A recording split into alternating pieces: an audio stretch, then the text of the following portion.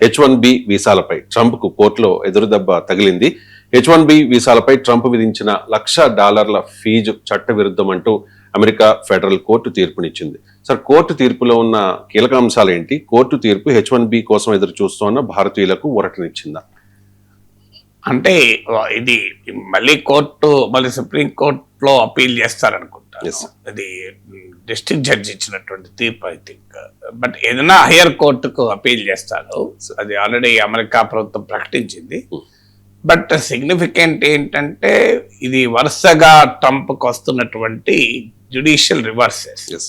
Already మీకు war powers Act కింద Trump విధించినటువంటి reciprocal టారిఫ్ను court కొట్టేసింది. ఇటీవల కూడా మా సుప్రీంకోర్టు అనేక అంశాలలో మీకు ఎదురు దెబ్బ తగులుతూనే ఉంది. అమెరికన్ హౌస్ ఆఫ్ రిప్రజెంటేటివ్స్ లో వార్కు వ్యతిరేక తీర్మానం ఆమోదం పొందింది. దాని సింబాలిక్ వాల్యూ అయినా పొలిటికల్ గా ఇంపాక్ట్ ఉంటుంది. లెజిస్లేటివ్ గా సింబాలిక్ కావచ్చు, వార్ పైన ప్రభావం ఉండకపోవచ్చు. అలాగే ట్రంప్ పాపులారిటీ రేటింగ్స్ పడిపోతున్నాయి. యాంటీ వార్ సెంటిమెంట్ అమెరికాలో పెరుగుతోంది. Cost of inflation, cost of living పెరుగుతోంది అమెరికాలో. మిడ్ టర్మ్ ఎలక్షన్స్ లో ఏమవుతామేమో గల్లంతవుతామన్న భయం రిపబ్లికన్ పార్టీలో పెరుగుతున్నది. సో ఇలాంటి సమయంలో మీకు ఈ జడ్జిమెంట్ రావడం ట్రంప్ ఒక రకంగా చెంపపెట్టింది. ఎందుకంటే ఇది మనకు ఇండియన్స్ కు పెద్ద ఊరట. ఫైనల్ గా జడ్జిమెంట్ ఏమవుతుంది అనేది. ఇప్పుడు ట్రంప్ వాదన ఏంటంటే ఇది పెనాల్టీ మేము H1B వీసా అని. కానీ కోర్టు క్లియర్ అయిపోయింది ఇది పెనాల్టీ కాదు, ట్యాక్స్. ఇది ప్రెసిడెంట్కి అలాంటి అధికారం లేదు. అమెరికన్ పార్లమెంట్కున్న అధికారాన్ని నీవు చలాయిస్తున్నావని. ఇప్పుడు మీకు International Emergency Economic Powers Act కింద ట్రంప్ విధించిన రెసిప్రోకల్ టారిఫ్స్, యూనివర్సల్ టారిఫ్ కూడా కోర్టు ఇలాగే కొట్టేసింది. సుప్రీంకోర్టు కొట్టేసింది. అది not just ordinary court, SCOTUS అంటారు, Supreme Court of the United states.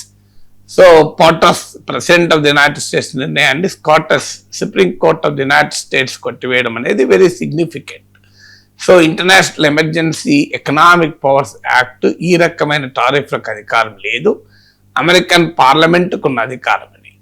అందువల్ల ఇది అమెరికన్ కాన్స్టిట్యూషన్లో ప్రెసిడెంట్కు పార్లమెంటుకు మధ్య ఉండేటువంటి ఒక సున్నితమైన రిలేషన్షిప్ పైన ట్రంప్ ఎలా స్వారీ చేస్తున్నాడు అనేది ఒక ప్రధానమైన అంశంగా మారిపోయింది. దాంతో ట్రంప్లో అసహనం పెరుగుతోంది. నిన్న కూడా మీరు చూశారు, ఆయన మీడియా ఇంటర్వ్యూ ఇస్తుంటే 2020 ప్రెసిడెన్షియల్ ఎలక్షన్స్ రిగ్గడ్ అంటే ఆధారాలు ఉన్నాయని అడిగారు. అంతే. దానికి ఆయనకి ఎక్కడలేని కోపం వచ్చి దుర్వాస మునీంద్రుడైపోయి మైక్ క్లిప్ తానే ఇసుకొట్టుకుని ఇంట్లోకి వెళ్ళిపోయాడు. సో ఒక మనిషికి ఆన్సర్ లేనప్పుడు, మనిషి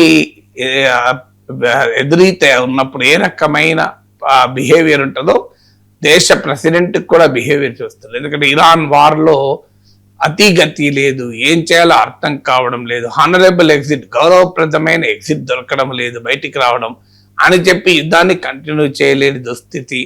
సో ఈ గందరగోళంలో ఈ జడ్జిమెంట్ రావడం అనేది ఒక పెద్ద దెబ్బ. తర్వాత ఏమవుతుంది అనేది తర్వాత సంగతి. కానీ ఇప్పుడు ప్రెసిడెంట్కు ఉన్న ఈ ఓవరాల్ కాంటెక్స్ట్ ఆఫ్ సుడిగుండాలు, కాంటెక్స్ట్ ఆఫ్ పొలిటికల్ స్టార్మ్స్ లో ఇది ఒక ఖచ్చితమైన ఎదురు దెబ్బ. ఇక మనకు అర్థం కావాల్సింది అసలు వాట్ ఈజ్ H1B వీసా. ఇది అమెరికాలో హైలీ స్కిల్డ్ మ్యాన్ పవర్ కోసం ఇచ్చేటువంటి వీసా. అంటే అమెరికన్ ఎకానమీలో కొన్ని రకాలైనటువంటి జాబ్స్ను పర్ఫామ్ చేయడానికి అమెరికాలో మ్యాన్ పవర్ దొరకనప్పుడు బయటి దేశాల నుంచి ఇమిగ్రెంట్ హ్యూమన్ రిసోర్సెస్ను, ఇమిగ్రెంట్ హైలీ స్కిల్డ్ మ్యాన్ పవర్ను తీసుకునేటువంటి వెసులుబాటు ఇండస్ట్రీకి కల్పించే విధానం H1B వీసా. నార్మల్గా అయితే $2,000 to $5,000 అయిపోవాల్సింది దాన్ని $1,00,000 పెనాల్టీ విధిస్తున్నా అన్నారు కోర్టు. అది పెనాల్టీ కాదు, పన్ను అన్నది. సో ఎందుకు ఇంత $1,00,000 అంటే దీనివల్ల American companies foreign man power కాకుండా అమెరికన్ మ్యాన్ పవర్ను తీసుకుంటుంది అనేది వాదన. కానీ అమెరికన్ మ్యాన్ పవర్ లేనప్పుడే ఫారిన్ మ్యాన్ పవర్ కొరకు కదా ఈ చట్టం వచ్చింది. కానీ ఈ చట్టం దుర్వినియోగం అయిపోయి అమెరికన్ మ్యాన్ పవర్ వేతనాల్ని ఆర్టిఫిషియల్ గా డిప్రెస్ చేస్తానికి వాడుతున్నారన్నది ట్రంప్ ఆరోపణ. ఈ ఆరోపణలో కొంత నిజం కూడా ఉంది. కన్సల్టెన్సీలు వ్యవహరిస్తున్న తీరు, పేరుకు హైలీ స్కిల్ మ్యాన్ పవర్ కానీ అన్ని రకాల స్కిల్ మ్యాన్ పవర్ ని కూడా తీసుకుంటున్నారు. దాంట్లో డిస్ప్యూట్ ఏం లేదు. H1B వీసా ప్రోగ్రామ్ కొన్ని కంపెనీలు, ఆన్ పేపర్ కంపెనీలకు అది ఎంప్లాయ్మెంట్ ప్రోగ్రామ్ కూడా మారిపోయింది. సో దాన్ని మిస్యూజ్ అరికట్టడం ఒక ఎత్తు అయితే, అసలు మొత్తానికి ఈ ప్రోగ్రామ్ ని అటాక్ చేయడం రెండవ అంశం. మిస్యూజ్ ఉన్నమాట నిజం, ఎందుకంటే highly skilled manpower American ఎకానమీకి కంట్రిబ్యూట్ చేయడానికి తీసుకొచ్చిన ప్రోగ్రామ్ కాస్త తక్కువ జీతాలు ఇచ్చి మ్యాన్ పవర్ పెట్టుకోవటానికి కంపెనీస్ ఆడుతున్న నాటకానికి ఉపయోగపడుతున్నమాట నిజం. దానివల్ల ఆర్టిఫిషియల్ గా వేజెస్ డిప్రెస్ అయి ఉన్నాయన్నది నిజం. కానీ దాన్ని అడ్రస్ చేసే క్రమంలో అసలు హైలీ స్కిల్డ్ మ్యాన్ పవర్ అవసరము లేదు అంటే అది అమెరికన్ ఎకానమీకే నష్టం. ఎందుకంటే ఇప్పుడు ఇలాన్ మస్క్ లాంటి స్పేస్ ఎక్స్ వాళ్ళ ఫస్ట్ బిలియనీర్లు మిలియనీర్లు చూసాం. ట్రిలియనీర్లు అంటే కోట్ల ఆస్తి ఉన్నటువంటి మొట్టమొదటి మానవుడిగా ప్రపంచంలో ఇలాన్ మస్క్ కాబోతున్నాడు. ఇతను ఎవరు? సౌత్ ఆఫ్రికా నుంచి వచ్చిన H1B visa holder. So H1B visa holder ఈరోజు మీకు అమెరికాలో ప్రపంచంలోనే అత్యంత రిచెస్ట్ పర్సన్. అమెరికాలో ఇవాళ స్పేస్ ఎక్స్ నుంచి టెస్లా వరకు అమెరికన్ ఎకానమీ ఇన్నోవేషన్ కారణం. ఇలా కార్పొరేట్ అమెరికాకు నాయకత్వం వహిస్తున్న గూగుల్ CEO, మైక్రోసాఫ్ట్ CEO లాంటి టాప్ కంపెనీల CEOలు కూడా H1B వీసాల మీద వచ్చిన వాళ్ళే. అందువల్ల H1B వీసా ప్రోగ్రామ్ అమెరికన్ ఎకానమీకి చేసిన అన్పారలల్డ్ కంట్రిబ్యూషన్ కూడా ట్రంప్ మర్చిపోతున్నాడు. ట్రంప్ కూడా దాన్ని మెచ్చుకున్నాడు. నేను కూడా ఈ ప్రోగ్రాం వాడాను కూడా అన్నాడు.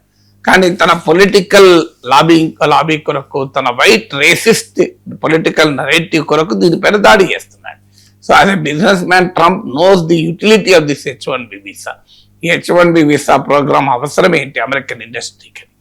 డెఫినెట్ గా ఇండియన్స్ ఎందుకు ఎఫెక్ట్ అవుతారంటే, మీకు ఇందులో ఈ వీసా ప్రోగ్రాంల వల్ల లబ్ధి పొందుతున్న వాళ్ళలో 71% ఇండియన్సే. మన తర్వాత డిస్టెంట్ సెకండ్ గా చైనా ఉంటుంది, వెరీ నెగ్లిజిబుల్, మనతో పోలిస్తే చాలా తక్కువ. But that is the second largest beneficiary of Nationalist. ఒక దేశస్తులు ఎవరు అంటే మన తర్వాత చైనా వస్తుంది. ఎవ్రీ ఇయర్ 65,000 వీసాస్ ఇస్తారు. ఇంకో 20,000 హైలీ అడ్వాన్స్డ్ జాబ్స్ కొరకు ఉంటుంది. ఓవరాల్ గా మీకు అమెరికన్ ఇమిగ్రేషన్ ఎక్స్పర్ట్ చెప్పేది 7,30,000 మెంబర్స్ ఇప్పుడు అమెరికాలో H1 వీసాల మీద ఉన్నారు. వీరికి డిపెండెంట్లుగా వెళ్ళిన వాళ్ళు, వాళ్ళ స్పౌజెస్ కావచ్చు, వాళ్ళ చిల్డ్రన్ కావచ్చు, ఒక 5,50,000 పీపుల్ ఉన్నారు. సో అందువల్ల మీకు H1B వీసా ప్రోగ్రామ్ ఇండియన్స్ కు బెనిఫిట్ అవుతున్న మాట నిజం. కానీ అమెరికన్ ఇండస్ట్రీకి కూడా చాలా ఎక్కువగా, అమెరికన్ ఎకానమీకి కూడా కంట్రిబ్యూట్ చేస్తున్నది నిజం. ఈ వాస్తవాలు వదిలేసి కేవలం తన పాలిటిక్స్ కొరకు right racist political sentiment Rouse చేసి యాంటీ ఇమిగ్రేషన్ రెటోరిక్ తో గెలవాలనుకునే ట్రంప్ పాలిటిక్స్ లో భాగంగా H1B వీసా పైన అటాక్ చేస్తున్నారు. అందువల్ల politics are at conflict with the constitution and law గనక కోర్టులు సహజంగానే కాన్స్టిట్యూషన్ అండ్ లా వైపు ఉంటాయి. కాన్స్టిట్యూషన్ లాను అప్హోల్డ్ చేస్తూ తీర్పులు వస్తాయి.